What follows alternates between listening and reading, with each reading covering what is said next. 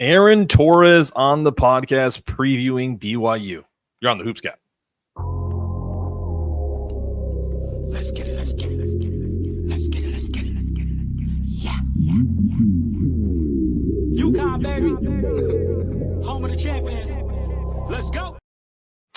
Welcome into the Hoops Gap Pod right here on the Big East Energy Network. I'm your host, Mark Zanetto. Before we dive into the show, I've got a quick favor to ask all of you. If you haven't already subscribed to the channel and downloaded the audio version wherever you get your podcast, do so now. And if you're feeling even more generous, drop us a 5-star review. Every 5-star review gets entered into our end-of-year giveaway for signed merch, tickets, and more. Today's episode is presented by the law offices of James E. Sulick, experienced criminal and personal injury attorneys serving clients across Connecticut. If you're looking for a trusted attorney who can give you the personalized service you deserve, give them a call, 860-644-4700, or visit jamesesulicklaw.com and make sure you tell them Mark from Big East Energy sent you. All right, today we've got a great one lined up. The UConn men are off to a strong start, 3-0. Showing flashes of what made them national champions just a couple years back, but also giving us plenty to analyze as they get ready for a huge early season test against BYU. To break it down, I'm joined by someone who knows this program in the college basketball landscape as well as anyone, Aaron Torres, host of the Aaron Torres Sports Podcast and a regular voice across Fox Sports syndicated radio. We'll talk about what we've learned from UConn through the first few games, how this roster is starting to take shape, and what BYU brings to the table outside of AJ DeBonsa, and where Dan Hurley's group still needs to tighten up before Big East play begins. Let's get into it. Here's my conversation with Aaron Torres. All right, we're here as promised with Aaron Torres of the Aaron Torres Podcast, and of course, Fox Sports Radio, and UConn alum, friend of the program, Aaron. I don't think there's a better person to ask, not just stuff about UConn, but you're really big on BYU, and you were there. You've had conversations with this squad. You know, we talked pre-show about essentially you've pretty much seen or had some kind of contact with about 25% of this UConn schedule. But the biggest, the first test of this UConn schedule, the first real test, the neutral site game in Boston, something of a homecoming for AJ DeBonsa and Alex Karaban. What do you expect from this first test now that we've seen these teams a few times? Yeah. First of all, when I started my career, didn't think I'd be in Provo, Utah twice in like a 6-month stretch, but I was last year into the spring. And I did, it was crazy. I was thinking about it after the fact. So I was at that Vegas doubleheader, which was Arizona, Florida, BYU, Villanova. So I'm not trying to, put myself into like 8 of your preview episodes, but we're going to get Nova twice, Florida and Arizona. As far as BYU, I'll be honest, like I think they're still very much a work in progress, and I think they would tell you that. I don't know how many UConn fans got to stay up late for that game in Vegas. I think it probably ended around midnight Eastern. They're good. The talent is there. I don't know that they're there yet, and I don't think that's the worst thing. I think this is college basketball in 2025. Of, you bring back Richie Saunders. He was all Big 12 first team, but he's playing a different role. And AJ DeBonsa is playing, frankly, AJ DeBonsa is playing a different role than he ever has. Rob Wright, who, of course, Philly guy, I think for half a second there was a thought UConn might recruit him until UConn got Silas Demery. Like, he has more on his plate as a point guard than ever before. So, I thought it was really interesting. They actually didn't play very well against Villanova. Their coach, Kevin Young, was actually pretty vocal about like, hey, we're just happy to get the win. I think the fan base was expecting more, but Kevin Young was happy with the win. I think he understands that this is a work in progress. And I'll say this. I do think as a UConn fan, I think be happy that you're getting BYU, November 16th or whatever it is, as opposed to February 16th, because I think that's going to be a much improved team like a lot of teams in college basketball.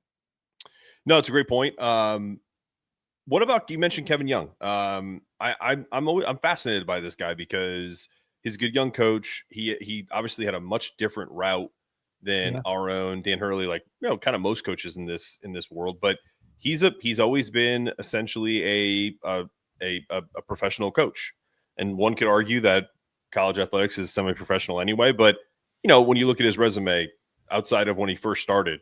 Now we're talking Iowa Energy, Delaware 76ers, G League, and then Suns assistant to now head coach of BYU. What does he bring into the table that is similar to Dan Hurley and different to Dan Hurley? It's a totally unique path. And I think it's a path that other people are trying to replicate and realizing it's not as easy as you think. And so what is common with Dan Hurley? I actually don't think very much, other than that these guys know ball. And I think the other thing too, both approach things differently. I think the thing that I've learned, getting to know Coach Young a little bit in the last 18 months or so, what he is very inquisitive, and he is smart enough to know what he doesn't know. And even how this game came together. I remember I was out there last February when they kind of got hot late in the season. They were playing Kansas at home. That was actually kind of the game that it was like, oh, they might be turning a corner. But I remember talking to him, and he was just like, dude, we're in a hole. Our out of conference schedule was, and he literally told me, he said, I didn't know how to schedule out of conference. Like, it wasn't something that I even considered mattered, so I show up and I'm trying to put together a roster and a coaching staff and a this and a that. And it's like, well, we're behind the 8 ball now because we didn't get any quality wins out of conference. And so what I would say is, yes, he comes from the pros. I think there's this misguided notion. Listen, I think everybody from like Bill Belichick on down is like, well, it's the same thing now, and I'm just going to come and do what I did in the pros. No. It's completely different. There are similar elements, but I don't think if you're not willing to immerse yourself into what makes success in college, wins and losses are the same success, right?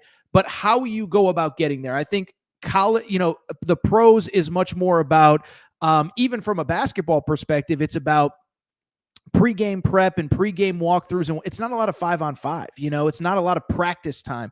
And so it's funny, even talking to Kevin Young, he'll tell you, like, one of my biggest mistakes, he's like, I didn't realize how much practice you had in the preseason. And he's like, we wasted so much time on so much stuff. So anyway, I'm rambling, but I guess the point that I'm trying to make is totally a unique path, came from the pros. I think BYU, when they hired Mark Pope, he was kind of on their radar, but maybe a year or two away.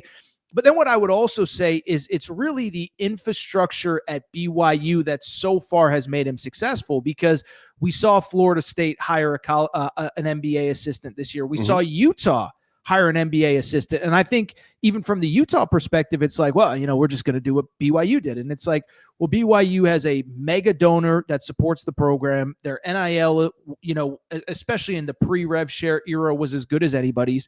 And so I think Kevin Young's a really good coach, but I think and I think Kevin Young would tell you that. I think the infrastructure is in place where, hey, we have the right resources. And then, like I said, I think he's an inquisitive guy. He's smart enough to know what he doesn't know. But I also think he's willing to put in the work on the recruiting trail and things like that. So I gave you 75 different answers, didn't really relate it to Dan Hurley at all. But I think more than anything, just two very smart basketball minds that approach things differently. But I think they're very thought, detail oriented, process oriented, but also, I think process oriented would be the right way to put it, as far as it's about winning, but how do we get there? And for Kevin Young, the path was different, but I think once you get him in a practice gym, it's very similar. Yeah, I would imagine so. Also, a lot less swears at his practice. I was just about to ask you. I've been in both. A lot less swears. No. So let me ask you. Don't take my question before I even ask it. Is when we're talking Dan Hurley, what do you think? What do you think he would have to do adjustment wise to coach at BYU? Well, I know he likes the Mexican place in Glastonbury. I'm sure he has a margarita or two there when he hangs out. I don't know that for sure. I'm not accusing him of anything. So one, he'd probably have to scale back the margaritas. Listen, Mark, you and I have talked about this as long as we've known each other. I am not someone, I think there's this notion of like, if you're a good enough coach, fit doesn't matter. And like, I think that's maybe true. But I do think fit helps. Yeah, I mean, listen, yes, Nick Saban could have literally gone to any program in America if he had the right resources, could have won, right? Sure. But I do think that Dan Hurley resonates in Connecticut with that fan base differently than he would anywhere else. And by the way, I go back to when, Kentucky fans thought they were getting him. Now they never were. And I told Kentucky fans that at the time, Yeah. but I think even in hindsight, Kentucky fans are like, maybe this guy, Pope is kind of more one of us. And that's not a knock on Dan Hurley. And guess what? Mark Pope isn't one of us in Connecticut. And so it's like, I just bring it up because, like, would Dan Hurley figure out a way to win at BYU? I kind of think he would, because he's Dan freaking Hurley. Just like, by the way, I saw, we all saw the clip from, it was either maybe the Michigan State exhibition or whatever, where he's swearing under his hand. It was the UMass Lowell one, like game, where they were up 70-25. Go ahead. Yeah. And I saw, typical NBA Twitter, thank God the Lakers didn't hire this guy. And it's like, Dan Hurley would have figured it out. Dan Hurley would have known you can't scream in LeBron James's face or Luka's face, even though Luka wasn't on the team at the time. And so I think Dan Hurley would have figured it out anywhere, including BYU. But yes, it would be I think it'd be an adjustment, by the way, not just for Dan Hurley, but for the fans and vice versa. I'll tell you this, though. You win back-to-back natties, I think just about any fan base would embrace you, no matter what your personality is. Yeah, I was about to say, I also think, like, it's whether it's you're at BYU or Utah in general, right? Yeah. The Utah Jazz were a pretty damn good team when I was a kid growing up. And I would imagine that Jerry Sloan and others on that team probably swore some at their games. Oh, yeah. So I would imagine they've heard, quite a few different scenarios in the past, but those were some pretty damn good winning teams. I don't think there were some op-ed pieces making sure that Karl Malone, Jerry Sloan, and John Stockton dropped F-bombs and should be excommunicated from the state. No, that's just my guess. I wasn't reading the Salt Lake Tribune at the time, but didn't have a subscription back in '93. But I don't think they really cared. No. And by the way, if Gino Auriemma operates his program a lot differently than Jim Calhoun did or than Dan Hurley did, Jim Penders, Jim Penders certainly has a different personality than Dan Hurley does, but he wins and he's one of us, and UConn fans love him. Back to this matchup. I argued the other day, I did a very short little like, hey, listen, these are the bye games, and then we have BYU. I did tease that you were coming on the show. So I want to get your thoughts on what I think is essentially the matchup of the game. And this is strictly for, guys who dive into the weeds like you and I.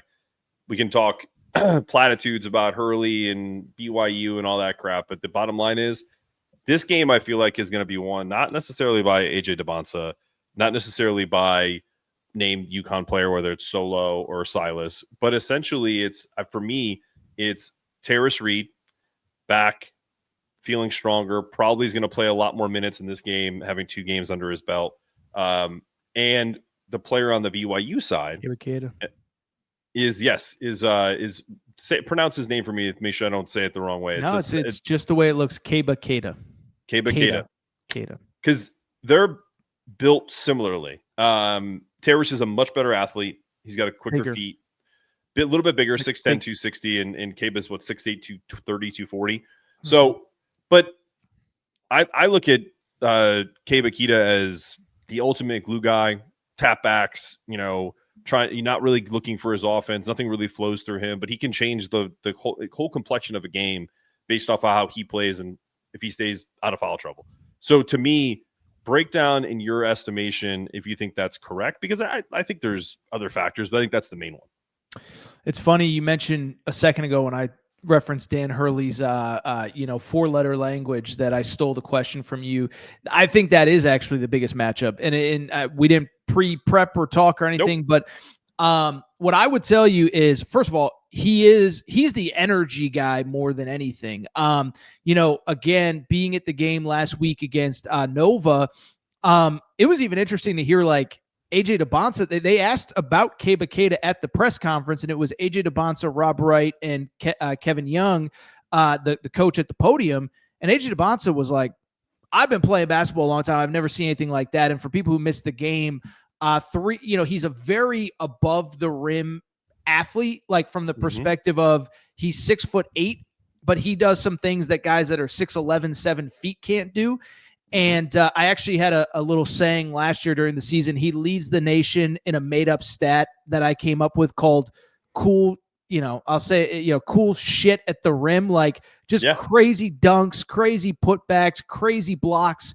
But the one thing that he did struggle with last year was guys that are just, basically equivalent athletically, equivalent strength-wise, that are just as big or bigger than him, because he is about 6'8". So I think there's the one perspective of even AJ DeBonsa was like, I've never played with anybody like him.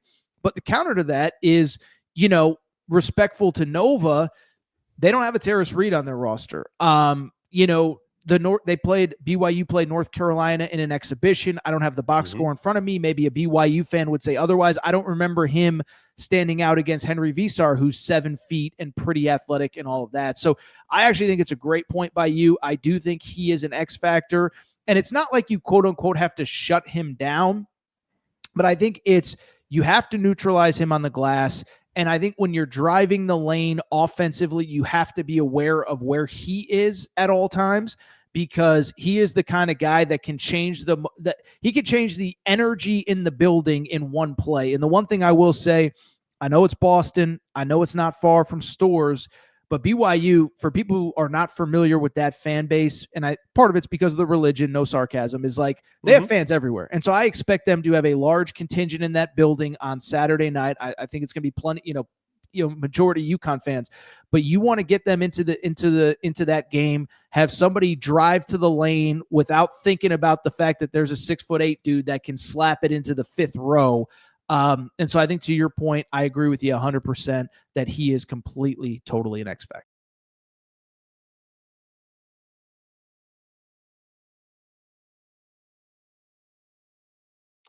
Okay, we're taking a very short break to tell you all about our presenting sponsor, the law offices of James E. Sulick. If you're in Connecticut and you need an attorney, you need someone you can actually trust, whether it's criminal defense, personal injury case, maybe it's a misunderstanding, and you're just not sure who to call or what to do about it. So James Sulick, he's a great guy, UConn fan. He goes to games. Over 40 years of experience based right in South Windsor. He's built his reputation on doing things the right way, personal attention, real results, and no runaround. I've had multiple conversations with him. We were really trying to get this sponsorship squared away. Probably the easiest bit of negotiation I've ever had to be a part of. In my 20 plus years of doing anything where sales or salesmanship is involved, Jim was just a phenomenal person to talk to. There's his number. Call today for a free same-day consultation, 860-644-4700. That's James E. Sulick Law. Call Jim and make sure you tell him Mark from Big East Energy sent you.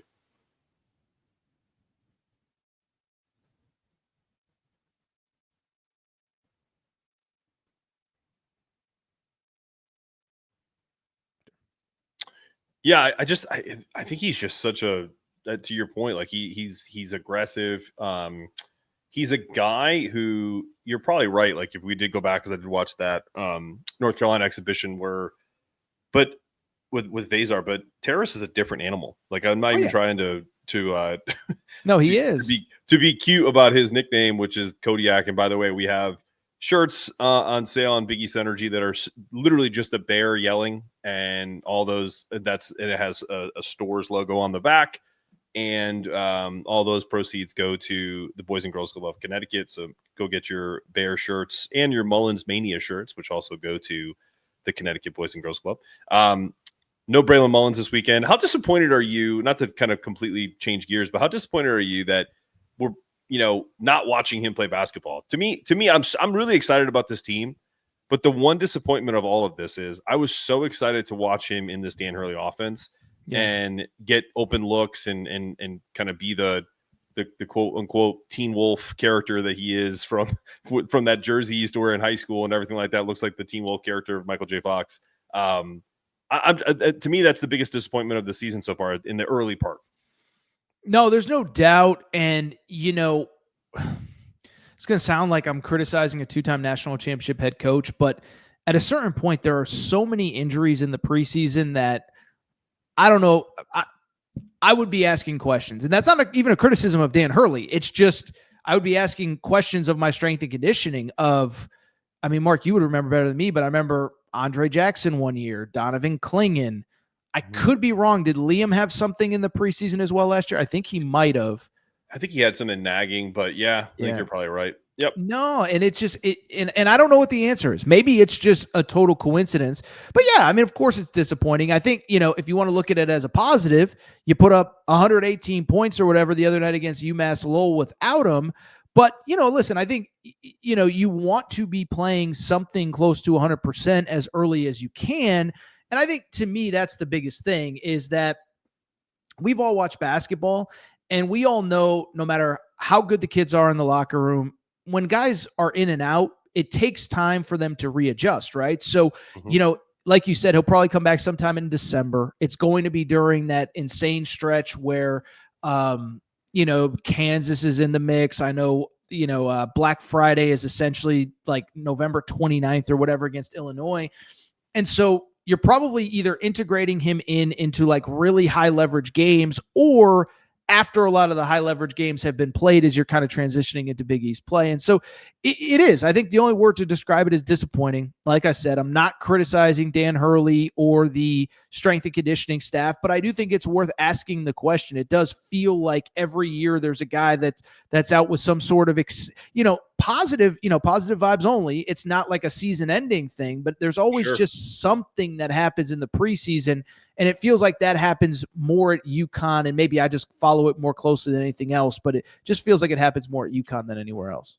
But what would a year be like at UConn without a little adversity, right? I mean, here's the other thing, and I truly believe this in my heart of hearts, is that I thought the Donovan Clingan injury in 2024 kind of helped him, because he kind of got like a month to just chill, and he kind of ramped up, and it was like all of a sudden you start to hit late February, early March. He is playing at the absolute apex of his game without the wear and tear of a month's worth of games. Now, last year with Liam, it didn't really quite work out like that, but it was like, I thought that was like an underrated part of that UConn run in 2023, 2024, was just that, like, Clingan was operating at the highest levels. And I think in some ways kind of getting a month off in the middle of the season may have helped him a little bit. Yeah, I don't disagree.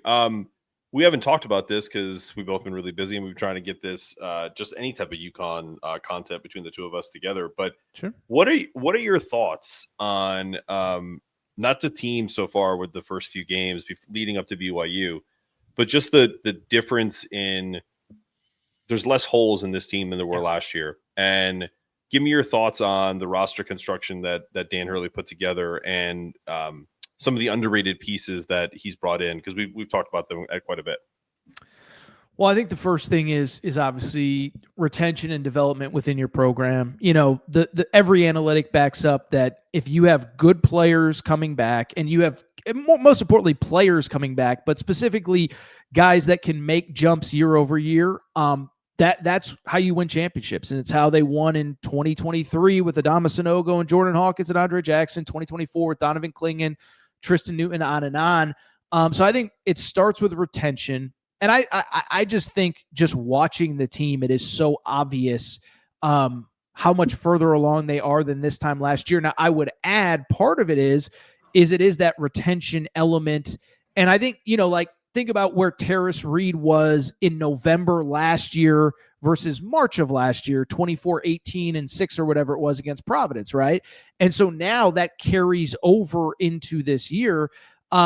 And so, I think that there are some interesting pieces that are new, and I think that's what people always get excited about. But I think it does start with retention, but I also just think it is very obvious that there are less holes on this team. I think obviously now Torres Reed being back makes it easier for Eric Ryba to go back to the bench, kind of integrate himself back in to a more natural role where he's not having to be a starting 5-man, et cetera. So, I think it feels obvious. The last thing I would say too, I know I just referenced Dan Hurley screaming under his hand against UMass Lowell, but I'll say that, like, I was watching the Boston College exhibition, and I sensed, even when they weren't playing great early, a calmness to him. And maybe it was more after the game. I can't remember everything now. I don't think he ever really sweat. Where I think pretty early on last year, he realized, we have some pretty big holes on this roster that can't get fixed in season. And there was, we know what it was. It was misevaluation of a couple guys, and a couple guys didn't hit the way you wanted. A couple guys took long, injuries, whatever. But I did feel like watching him in those 2 exhibitions, and then obviously the games that have been played so far, calmness sounds like a weird thing to say when I was just referencing him screaming under his hand 5 minutes ago. But I do think there's like a calmness to him that I don't know that I really saw much of last year at all. Well, you're right, because it just may be a different version of what you're trying to say, because calmness for Dan and calmness for another coach are 2 different things. So there's a calmness. Cool. There's a calmness to his presence and how he's coaching right now. Yes. And we played something in our last episode, which was the press conference clip after UMass Lowell. And I thought this will go down as one of the best clips in Dan Hurley's history. And he's got quite a few, it's coming, all that stuff that, people better get us now stuff. But he did reference, we have well-resourced kids. To me, it was so brilliant to say, instead of calling out, like, it'd be like if you and I, and if we've been friends for a little while now, but if I had to like rip into you and I wanted to be nice to you and not say, hey, Aaron, get your shit together. It would, but instead it was like, hey man, we may have to have a conversation around, what you're doing and kind of come to an agreement. And Dan essentially said, these kids are well-resourced, and if they don't play the way they're supposed to play, they owe it to not only me, to this university, to the donors, to the fan bases, X, Y, and Z. And if you don't, he's like, I'm gonna get your ass out of the game. Wow. So that's why those clips of him doing this and ripping them a new asshole is because he hammered that home, that this is not something that we will tolerate, because they went through a lot of that last year, and a lot of it was perpetuated by how angry he coached and the pressure he put on himself and that team, which he knew wasn't going anywhere by like the 5th game of the year. Yeah. So that's the big reason why I feel like you're right, that there's a different tone. He knows what he wants and what he expects, and if he has to rip into you in the middle of the game, he'll do it, but the team is responding. Hey, real quick, all the stuff that came out in the book about, I almost left, and do you believe any of that? Because I don't, honestly. I agree. I because I've spoken to Ian and I haven't spoken to Dan. Because I asked him, there's been people that have straight up said to me, I don't believe that. And I said, well, I mean, Ian O'Connor's not writing something that he doesn't believe. Yeah. And so it's not that I push back on particularly that, but it's one of those things where he said to me that 95% of what's in that book, he agreed that they should stay with it. And he only got pushback on 5% of stuff that he wanted to add context to. So you take that for what it's worth. Maybe that's part of that 5%. I don't know. No, I just think that, like, look, we all have moments, like, I'm sure in the content game, I know that I have, like, I suck. I'm not doing this anymore, whatever. It almost reminded me of, like, if you remember, like, SEC Media Days, Greg McElroy was like, yeah, I'm hearing that, I've talked to people that know Nick Saban said he wants to coach again. And, like, the way that I perceived that was, like, probably, I don't think Nick Saban drinks, but probably over beers or over whatever, is probably talking to a buddy like, damn, I miss being in the locker room. And it's like, missing being in the locker room doesn't mean that you're ready to jump into coaching. And I think there was probably a moment after the season where Dan was like, that freaking sucked. I don't want to deal with the portal, and I'm done. Yeah. And then, like, probably he woke up the next day and got right back to work. So I just thought, I understand wanting to sell books, but it was just, I didn't buy much. No, I don't disagree. I think there's also, we all know where Dan grew up. He grew up in Jersey City, which is a stone's throw from New York, which is one of the media capitals, if not the media capital of the world. So it's not inconceivable that, to your point, just like you just said, that he had a moment where he was just like the same way we all do. Listen, I used to coach tennis for a living every day after I stop playing. And I have moments in particular when I'm getting frustrated with creating content or producing a million podcasts where I go, you know what? I'm kind of over this shit. Yeah. And my life would be a lot easier if I just, hit a fuzzy ball around and told, kids and adults and women of all ages, hey, you didn't follow through on that. Let's get better at X, Y, and Z. That's a pretty low stress job, right? No doubt. And so I would be lying if I didn't say that every once in a while I'll shoot a message to a buddy of mine and say, hey, you need someone to come in and coach part-time. So I guarantee you he's got friends in the media world that he called and said, hey, if I do decide to get out of this, what does that look like for me? Everyone has contingency plans. Of course. So I think that's part of that. And he probably told Ian that, and Ian was like, hey man, we can put that in the book because I think it's interesting. And he was like, okay. Yeah.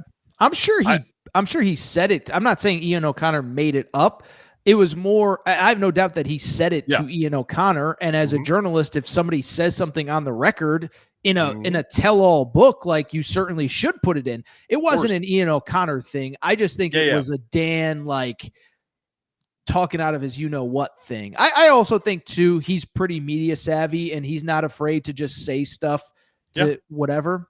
So that's another part too. Everything comes back to he's more honest than most coaches on their best day, but he is media savvy. At media day, when they asked him about the preseason poll being number 2, he was like, preseason polls don't matter. But last year they sure did. So look, it's all, I think it's a day-to-day thing with Dan. I think so. So yeah, I mean, I totally agree with that. There's a couple of guys who we've talked about who I think really kind of, and I'm not even talking about the stars, I'm not talking about Solo. I'm not talking about Torres, not even Braylon, Silas, the whole deal. I'm talking the guys they brought in from mid-majors, the Dwayne Caromos, the Alec Melanders. They brought in guys that they didn't have to. Yeah, no, I think he brought those guys in because he wants the accountability on the court. I agree. The safety blankets that he had when he had Hassan as a backup, Naheem Alim, the Joey Calcaterras, he wants to get back to that blueprint. So really 3 things. One, I love how and I think there was actually a lot of parallels with BYU. BYU's we spent all of our money. We spent most of our money on Richie Saunders, AJ DeBonsa, Rob Wright, probably Kebakeda as well. How do we fill out this roster? And it was a very specific, intentional, you're the 3-and-D guy. You're the dude that comes off the bench. You're the backup point guard. You're the guy that comes off the bench. You shoot a couple threes. That's all we need you to do. You're the backup 5-man, right? And so I love how intentional Dan was with filling out, especially with the bonus scholarships, the extra scholarships. 2, Alec Melander, however you say his name. That's his name. Yep. I will be totally transparent. I know someone at IU Indy. I won't put him on blast. He was like, oh, that kid will never see the court for you guys. And I understand, there's injuries and stuff, but kind of like the energy that he brings. And then 3, and you could take the Melander thing and then Dwayne Caroma. So I was at 2 games on opening night that first Monday when UConn opened up the season. And, I was trying to stream the game in the arena and it wasn't really happening. And so I called a buddy the next day. I was like, what were your big takeaways? He's like, dude, this Dwayne Caroma guy is really good.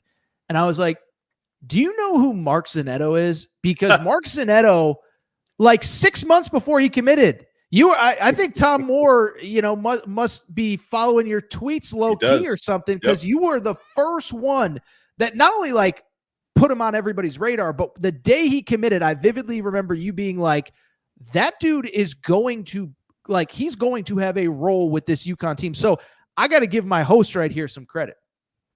I appreciate that. No, I mean, when you cover this team as much as I do, you start to kind of go, I don't follow it the way I would do it. I follow it the way they would. So when we play teams, we just played a New Haven team that's full of transfers and JUCO guys. There are a couple guys in that team that may get some looks because they may lose a ton of guys. Yeah. And I'm starting to see other people catch on to that. Oh yeah. Other podcasts will go, ooh, that guy could be a Dan Hurley guy. It's like Alec Melander is a Dan Hurley guy. They're up 50 against UMass Lowell, and he's diving on the floor getting loose balls. Dwayne Caroma is a Dan Hurley guy because he's getting deflections. He can do multiple different things.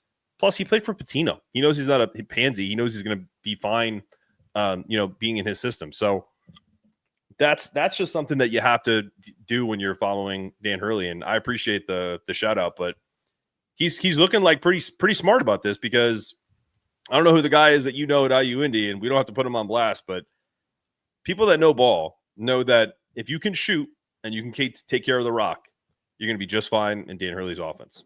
That's the bottom line. No, and as far as the, looking ahead thing, I mean, listen, it's the reality of where we are in 2025. Make no mistake, every staff in America is doing that, and by the way, so if we get a Fairfield fan or Seton Hall or by the way, Sacred Heart is looking at the back of UConn's bench like, oh, that dude's not playing, maybe he fits in here. So it works both ways. Absolutely. But I also think too, it's what I said and it's what you said, is that it's about fit. And that's where I give so many of these staffs credit is, and this is what I meant when I said, the pro model versus the college model, right? There's a lot of guys in the NBA that are making 8, 10, 12, 15 million a year to do one specific thing, to come off the bench, to be the backup point guard, whatever their role is, right? And I think colleges are more increasingly like I said, BYU, I know that functionally they were like, these are the 3 or 4 guys that are going to make all the money, but not all, but most of the money. Majority. And then the counter is, hey, dude, you can average, 19 a game at fill in the blank school and play in front of 400 people every night, or you can come be in the Big 12. We can give you a little bit. By the way, you can play with a bunch of pros. You're going to be on TV every night. And you're going to get paid a little bit, whatever. But and so I think that that's kind of actually a fun part of covering college basketball now. Like when we get into April and May is kind of figuring out how all the puzzle pieces fit. I know Alec Melander was a much later situation because of the coaching change, but I think that's actually a fun part, is trying to figure out, okay, even with UConn, okay, we know the role that Silas Demery is going to play, but and I know he's not a transfer, but Jacob Furphy, how do they, how do they see him fitting in? How do they see Melander fitting in? So like I said, it's a fun part to me of how we approach and cover college basketball now. All right. Last thing before we go, the wings for UConn. How do they match up against a pretty, you don't have to, tell me about BYU in terms of how they play, because I've watched quite a bit of it. They, it's a pretty physical team. Do you think that Jay Stu, Jay Ross, the guys are getting the majority of the minutes right now on the wing for UConn? How do they match up against this BYU from an offense defense perspective? Yeah, I think very well. I'll give credit to BYU. I think they're still trying to figure out, for people who don't totally know BYU, Richie Saunders was the guy last year. All Big 12 first team, 43% 3-point shooter, about 6'5", 6'6", and he could have legitimately been drafted if he stayed in the NBA draft. But he's a Mormon kid. He's been there. He was one of the. He might have been the old. Well, no, he wasn't the only guy. He was one of a few guys that stayed when Mark Pope left. And I think they kind of sold him like, hey, and I'll give you a quick backstory. But so Kevin Young, you mentioned his NBA background. Yep. He was with the Phoenix Suns, and he told me this story on air, so I'm not afraid to share it. He told the story of, I was on the Suns when we traded for Kevin Durant, and Kevin Durant, Devin Booker was on the team, and he said, I remember talking to Book the night after the first time Kevin Durant played, and Devin Booker was like, I have never had so many wide open shots in my life. Sure. And so I bring it up because that's what they sold Richie on when he came back, is that your role is going to be different, but there's going to be so much focus on AJ. Life is going to be easier for you. And I think it's still a little bit of an adjustment. I think, and I was next to the bench, not like next to the bench, like on the court, but I was right within eyesight of the bench. And this was the BYU Villanova game, the opening night. And you could see the frustration coming off the court. He did not play well. He was also very sick that game. And so I just bring it up because I'm curious how all of those pieces fit, and how is there a progression from game 1 against Villanova to what I guess would be game 4, game 5 for them against UConn? I don't know. but I do think UConn's guys match up well. I think their wings are very offensive, like they're not quite the instigators of the offense, but they certainly, are the guys that you're going to get the majority of the points from the offense from. And I don't necessarily know that it's the same, Solo obviously gets his buckets, but Jay Stu isn't necessarily that guy that is going to consistently get you 20. So to me, you mentioned the paint. I think Silas has to have a good game. But I think the wings, they match up very well. And I think it'll actually be a good test for both teams, because I don't think there are very many teams that either will see that have the size and athleticism on the wing. And I think the X factors are at point guard and the bigs, as you mentioned. But just from a nerdy college basketball perspective, I'm curious how those wings match up. Because like I said, I think it's going to be a good test for both those teams. How deep is BYU, just out of curiosity? Because I do feel like UConn, even though they are going to play their traditional 8-9 man rotation, is they have that ability to go 10 deep if they need to once they're full strength. Maybe won't. I don't think they're going to be a full strength this weekend, but how much of that is, can they grind BYU down, or does BYU have the type of players to kind of step in and hold water if an AJ gets into foul trouble, if a Richie Saunders has an off game, etc. Yeah, I think athletically they would be fine off the bench. Now, there's no replacing two guys that can get you 25 in a game.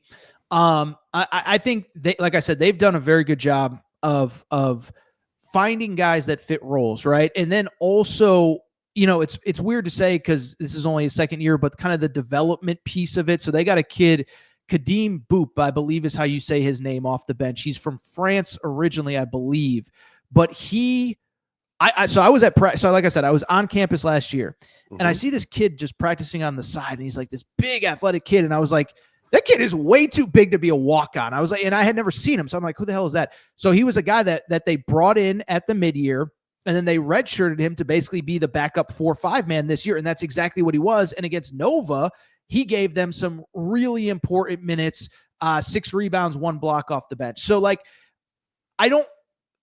yes, if AJ DeBonsa and Richie Saunders are in foul trouble, it's no different than if, Jordan Hawkins and Adama Sanogo were like offensively, you can't replace that, but it's not like all the chips are in the middle with the starting 5 and they don't have dudes that can give you good minutes off the bench. Like I said, it's how long could you sustain, especially offensively, without those two. I think the thing with them that stood out, Rob Wright and DeBonsa can pretty much get their buckets anytime they want. Now, athletically, UConn is a different level even than Villanova, who I actually thought Villanova looked more impressive than I was expecting. So shout out to that Nova pod. I think they're going to be better than people realize.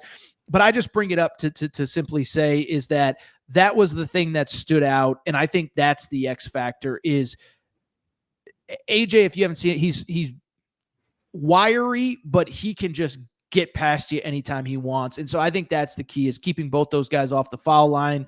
Because I don't know that they have a bunch of guys that can create offense outside those two. But then again, there's not very many teams that have more than 2 guys that can really kind of create their own offense. Okay, I know I said last question, but this is a quick one.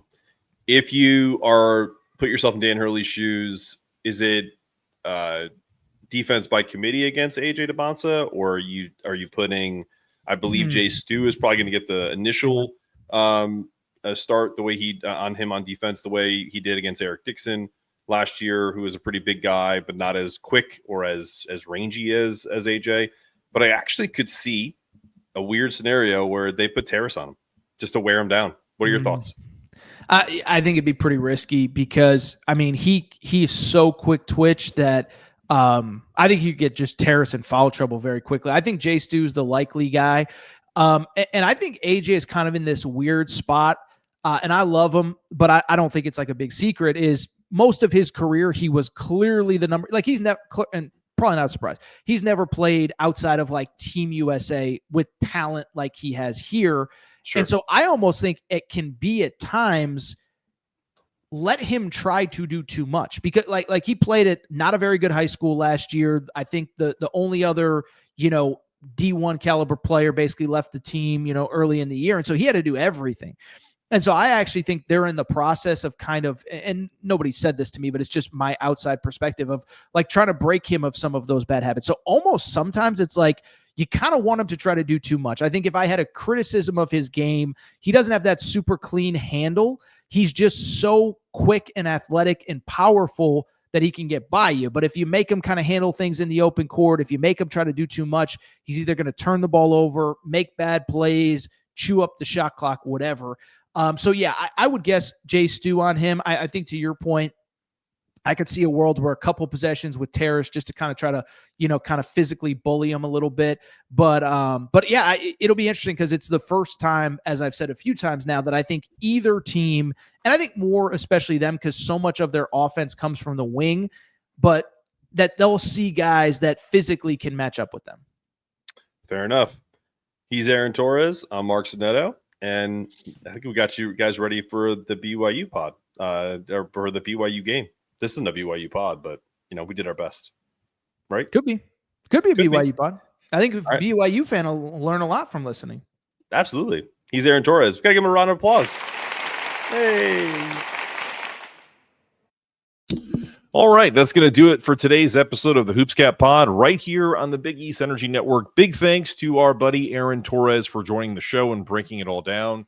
UConn versus BYU is a fascinating early season matchup, and this team's identity is starting to come into focus. I'm sure as we've gone through the week, this team will be ready to go on Saturday. If you haven't already, make sure you subscribe, download the audio versions, and leave a 5-star review. You'll be entered into our end-of-year giveaway for signed merch, tickets, and more. Details for that to follow. I'm Mark Zanetto. Thanks for riding with us. And as always, keep that Big East energy all year long. Let's get it. Let's get it. Let's get it. Let's get it. Yeah. UConn, baby.